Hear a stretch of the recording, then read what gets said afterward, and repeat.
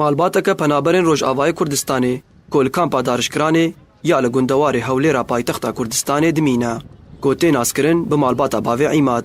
Neh zarokî wî hene. 4 ji wan zarokan xwedan pêdiviyên taybetin. û kurê wî yê mezin di rewşeke xirab de ye û pêwîstî neştergeriyeke bi lez ji bo gurçika wî heye. Dayika van zarokan dibêje 5 salin di kampê de hewl didin lê tanha ti kes bi hewara wan ve nehatiye û banga xwe digihînin rêxrawên mirovahî û aliyên peywendîdar ku alîkariya wan bikin.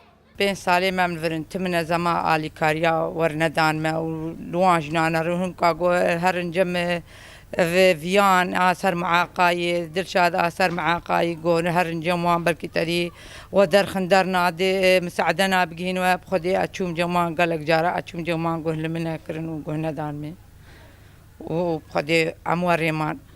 يعني قالك حب ما بهيس صرنا في زارو كيم درخصن دولتا مساعدة جهاندن وان تش جهاندن وان تشنا جهاندن زارو كيم جبرجة أم مكتوم من أم نزعن جابا خبدن وأم نزعن يعني خجع في درخينن وواسطة ما يشتن واسطة ما خدي خدي أم هوارا خد جين المنظمات وخير خوازية وأم تخوازنها مع علاجك كيش ما زارو كيم ربينن ومساعداك بخدي أزبوان بهدليم جارنا أوي تقاس انتحار بكم جبروان وعلاجيوان وطلباتيوان وقتيتنا بقى ويامرناية.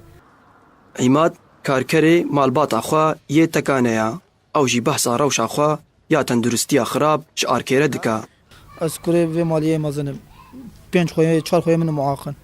Min xwe amelî kiriye amelît ne necihê ameliyat dijmir lazim e. Xwedê em feqîr û wedîma teabane û van çavê xwe jî dibînin.